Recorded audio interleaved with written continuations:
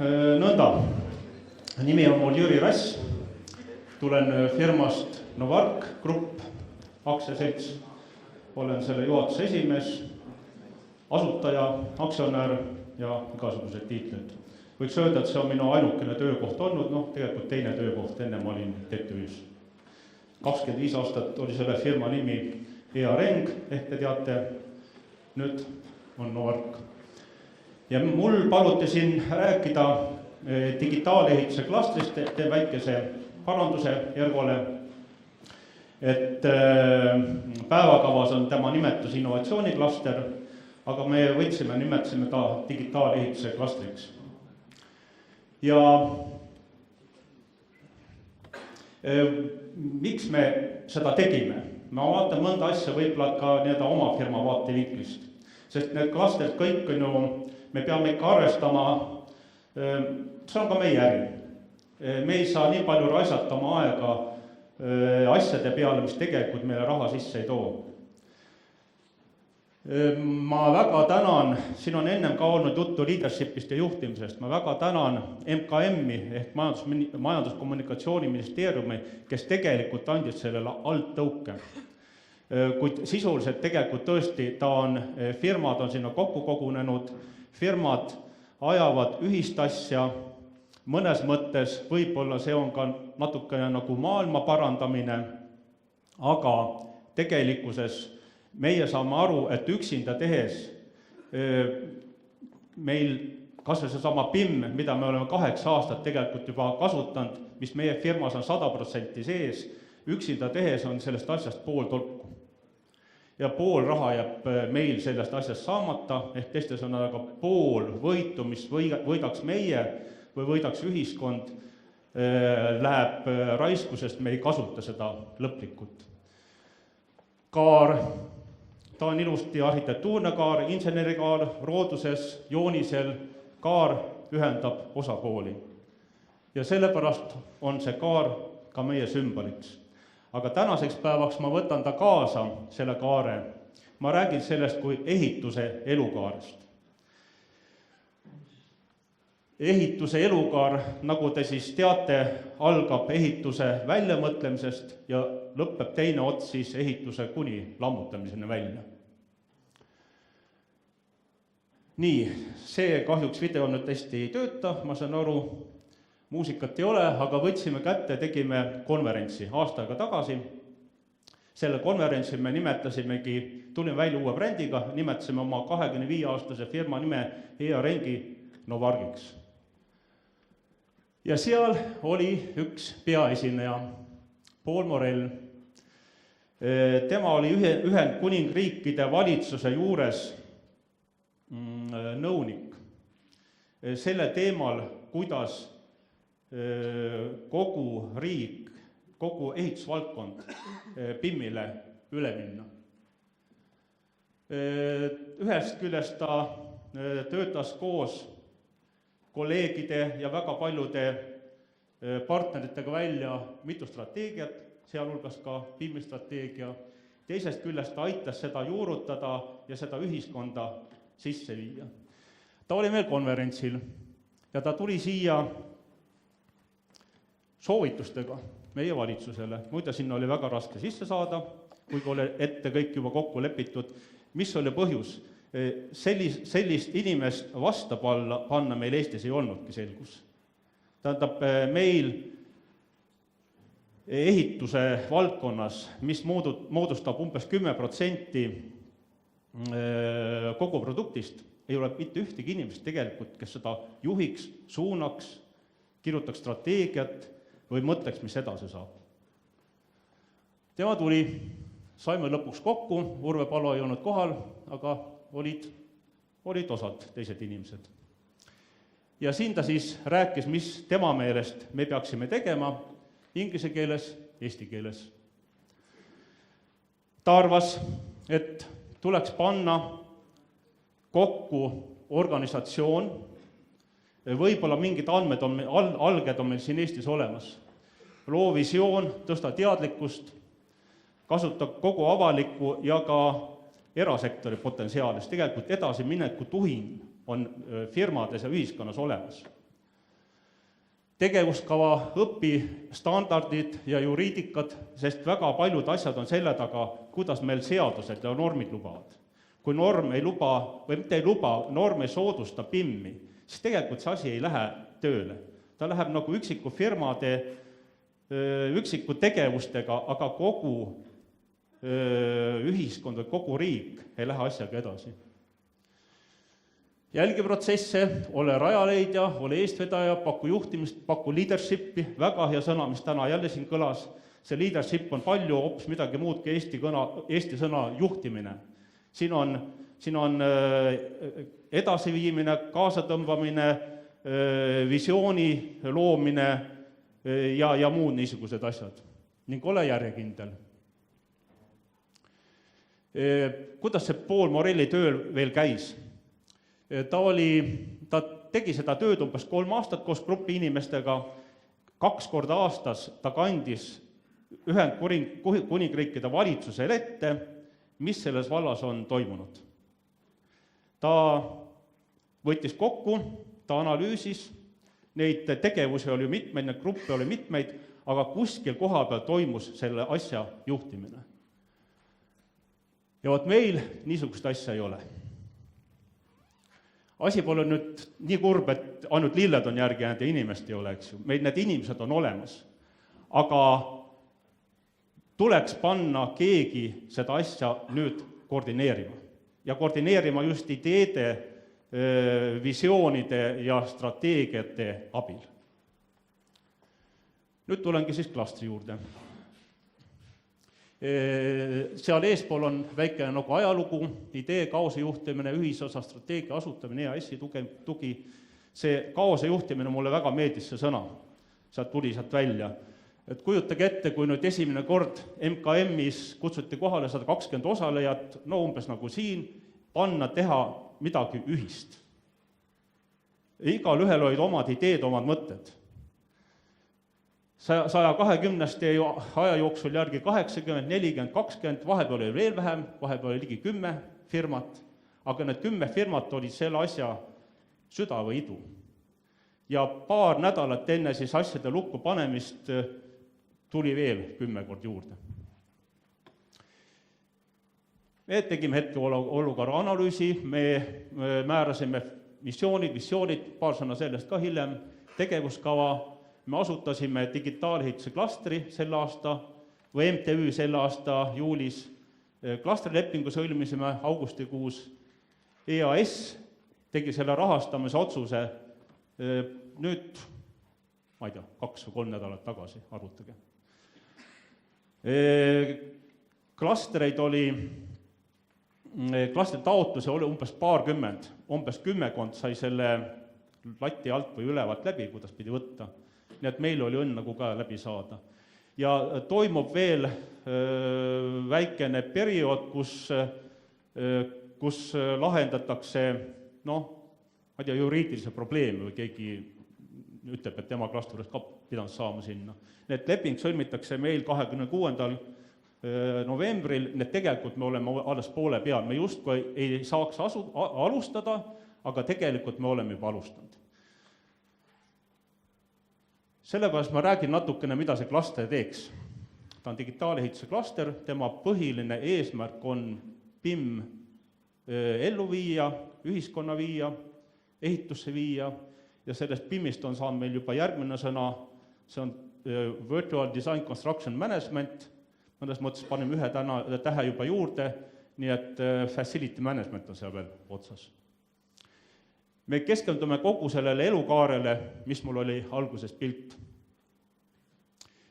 Meil missioon on siukene ambitsioonikas, et ehitusvaldkond oleks siseturul hästi toimiv, koostalt innovatsioonile suunatuks, et ta oleks siseturul konkurentsivõimeline teiste valdkondade ees. Me ju konkureerime tegelikult väga paljude valdkondadega, kuhu raha ja inimesed ka lähevad, ka noored.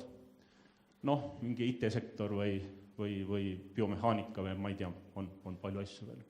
Et me ka riikide osas oleks konkurentsivõimelised ja et me innovaatilised tehnoloogiate abil oleks atraktiivsed ka ehitussektorid tulevikule. Meil on eesmärgid, need eesmärk on muidugi palju pikem nimekiri, ma proovisin kokku võtta. Töötada välja ehituse elukaart hõlmav digitaalehituse keskkond koos uute VDCM toodete, kriidide, ehituse portaaliga ja nõnda edasi. See on väga palju keerulisi sõnu, aga eks need kõik sellised uuenduslikud olegi. Need alles tekivad, need ei olegi olemas. Näiteks see Virtual Design Construction Management, sellest ma natuke rääkisin, et virtuaalne projekteerimise, ehitamise ja haldamise keskkond. Kriidiks me nimetame, võiks öelda siukest nagu digitaalset, võrreldes linnaga, me peame ehitama valmis teed, torud, elektrijuhtmed ja muud asjad, mis kuuluks nagu riigile või kuuluks nagu ühiskonnale ja sinna peale iga firma siis ehitab oma maja, aga ta kasutab nõndanimetatud kriidi ehk neid ühiskondlikku teid. E-ehituse portaal on midagi e-ehituse riigiga sarnane. Kui kaugel me jõuame, ei oska öelda, aga igal juhul need 20 firmat lõpuni kindlasti nad ei saa jõuda, lihtsalt pole nii palju ka finantse, me suudame anda tõuke. Oleme koostanud strateegia ja kokku kogunud asutajaliikmed. Siin te nüüd näete, loete, Archibus on IT-firma, Arro Agasild on konstruktsioonid, Conviso on ehituse management, kinnisvarafirma on jälle IT, infokeskus, seal on andmed, Hades on geodeesia, Kümdata on IT, Mitte Pellebach on meil ehitusfirma, meie Kuubis projekteerija, Reminet haldamise, tarkvarafirma, Cirkel ja Val projekteerija, 2 ülikooli, IT, Virumaa kompetentsikeskus ehk Rakvere tarkmaja ja isegi üks vallavalitsus. Mis kogu selle asja hea on see, et me katame tervet ehituse elukaart. Ma olen siia püüdnud siis neid kuidagi niimoodi panna. Ehk teiste sõnadega 20 inimest on läbilõige ehitusvaldkonnast ja see annab meile jõu ja võimaluse aru saada kogu sellest protsessist, milleks peab või kuhu maani peab siis PIM minema. Meil on töörühmas on 4. Tegelikult oleme me tööd alustanud, isegi siis, kui me veel ei ole lepingut sõlminud. Üks eesmärk on isegi niimoodi, et kui millegi pärast me ei saa toetust, siis see grupp läheb oma jõududega väiksemal tasemel ikkagi edasi. Esimene töörühm on analüüsitöörühm, siis on uued tooted, siis meie nagu kõige põhilisem on ehitusportaal ja kriidi töörühm ja rahvusvahelise konkurentsi tõstmise töörühm. Paar sõna, mitte väga palju nendest töörühmadest. Kaardistamise peale me ei taha väga palju rõhku panna. Tegelikult päris palju tööd on juba tehtud ja me teame, et iga asja, mis me praegu teeme, kirja paneme, see on juba vananenud. Ikkagi me vaatame veel juhtivad riike, kogemusi ja süstematiseerime asja ära, aga rõhku palju sellele pane ja raha ei taha erafirmad väga palju siia panna. VDCM toodete töörühm, me proovime siis kasutada kogu oma kogemust, elukaare kogemust, just risti-rästi sidemeid, kus tekivad uued ideed, milleks võiks mudelit, pilve ja kõiki need uuendusi, innovatsiooni kasutada. Sest et kui me istume ainult oma projekteerimise laua juures või ehitajad oma ehituslaua juures, uusi ideid tegelikult ei teki. E-ehituse portaali töörühm.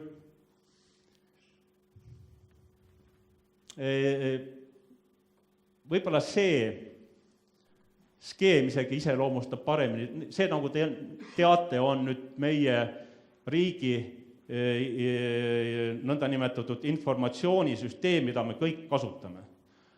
Siin on sinised on public sector, paremad on private sector, me kasutame pankade teenused, me kasutame telekomide teenused, me suudame endale autojuhi lube teha paari minutiga. Ja siia otsa tekiks siis, see suur roheline uus tünn ehk ehitus. Selle üles ehitamine ja selle sidumine X-Roadi abil ülejäänud infosüsteemiga, mis me riigis toimib juba. Väga suur väljakutse tegelikult ja midagi väga rasket ei ole, kui oleks seda üldist juhtimist. Ja siis rahvusvahelise konkurentsivõime tõstmise töörühm, ehk teiste sõnade me kogume kokku need firmad, kellel on soovi ja võimekust eksportida ja koos tehes ja kõike seda eelnevat kasutades me püüame olla edukad. Siin on üks näide, kus me oleme näiteks paar nädalat tagasi Norra ehitusmessil, väga innovaatiline värk, ja päris hea kajastus oli ajakirjanduses, nii et tegelikult ilmus eestlaste kohta ehitusvaldkonnas 3 artiklit. Pilt on ka sealt pärit. Veel paar asja, et me oleme, nagu plaanime tööks 3 aastat, võib-olla isegi ka mitte, me teemegi lühikese ajaga korda, kui ei tule, venitama ei hakka. Tulemused peavad hakkama sündima kohe, sest pole võimalik, et me 3 aastat midagi planeerime, siis midagi teeme. Me oleme jälle hiljaks. Kohe, kui midagi tuleb valmis, me proovime, me katsetame firmades ja arendame asja edasi. Eelarve umbes on 606 000 euri, mis me peame 3 aasta peale ära kasutama. Ja nõnda see klaster nüüd siis käima läheb. Nii, veel natukene lõpetuseks. 2 arvu. Kes arvude tähendust ei tea, siis need on siin. See natukene näitab, mismoodi meil praegu siiski käib, kuidas puudub üldine koordineerimine ja juhtimine. Ajakohastatakse 2 standardit, mis on meile kõigile väga vajalikud ehitusala inimestele, hoone ehitusprojekt, rajatise ehitusprojekt. Ja diskussioon käib natukene nüüd niisugusel tasandil, et kas see standard peaks kajastama uut või mitte.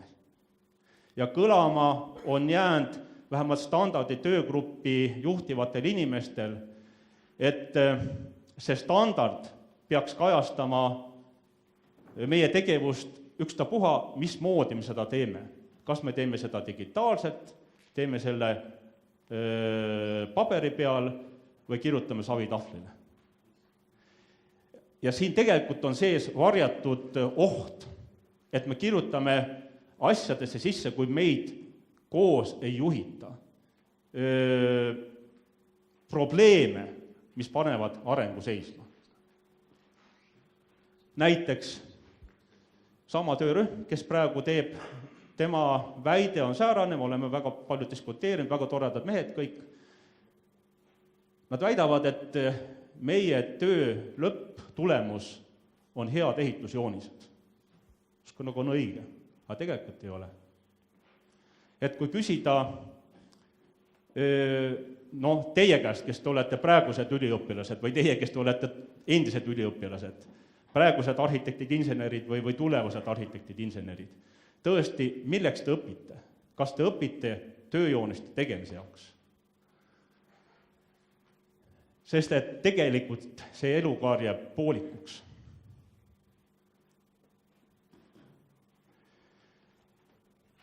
See mõte, et tööjoonis on meie lõppresultaat, see on vale, siin peab toimuma nüüd nõks ja siin on ka olulisem vahe tavalisel projekteerimisel ja mudelis projekteerimisel. Tõesti, me teeme joonist, olgu ta paberil või digitaalne, selleks, et hästi saaks ehitada, tööjooniseid teha. aga mudelit me kasutame kuni lõpuni. Ja siin ma lõpetaksin. Nii, aga täname.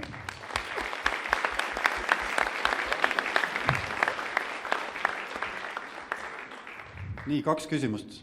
8 küsimus on meil aega ja siis peame kahjuks juba edasi liikuma. Nii, üks on taga.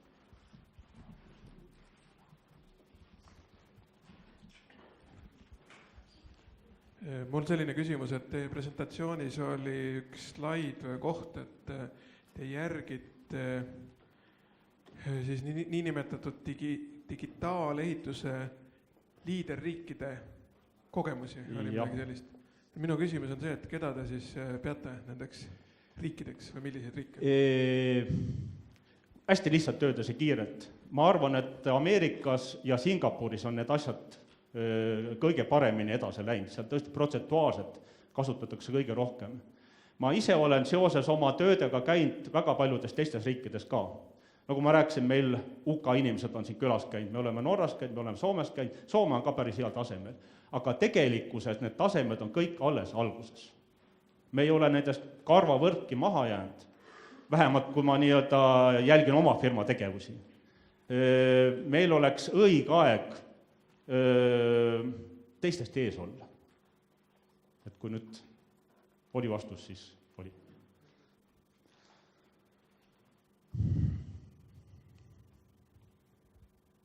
No, kui keegi küsida ei taha, siis ma võtan selle julguse ise küsida.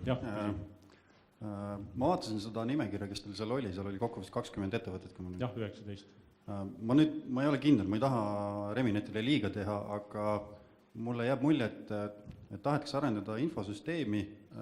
Kas teil on ka mingisugune tehnoloogiapartner olemas, kes aitab nii protseduuriliselt kui ka metoodiliselt, kuidas neid asju peaks tegema, et see ei ole ikka päris see, kui projekteerida hoonet või teha infosüsteemi, need on natukene erinevad asjad. Põhimõtteliselt me selle tööga tahame jõuda praegu veel mitte nagu, vähemalt läbi selle klastri, võib-olla see klastri kõrval tekib midagi, mitte nagu töötava tulemuseni, vaid lihtsalt kontseptsiooni välja töötamiseks. Ja seal on nüüd küll väga hea, et väga erinevad firmad koos töötavad. Tähendab need, kes asjaga tegelevad, aga ka need, kes IT-süsteemidest aru saavad. Sest meil võib tekkida soov midagi jube grandiooset välja mõelda. Et meid kohe maa peale toodaks, et asjad, mis me tahame saada, kas te kujutate ette ka, et mis need maksavad ja kas me need kõik kasutama hakkame. Sellepärast meie mõte on järk-järgult edasi minna nende asjadega, mis püsima jäävad. Aitäh! Ja Jürimaa lisaks, et klaster on avatud. See ei ole kuskile kõik alla. Kõik, kes soovivad saada, on kaasa kutsutud. Jah, klaster on avatud, kõik võivad kaasa tulla, kuid selgub, et seal on mõningad sellised rahalised ja juriidilised probleemid, mida klaster peaks enne ära lahendama. Aga me ootaksime ennem ära, kui see klaster tõesti oma lepingu sõlmib ja siis hakkame teiste inimestega rääkima. Nii, aga aitäh, suur tänu. Aga täname veel kord.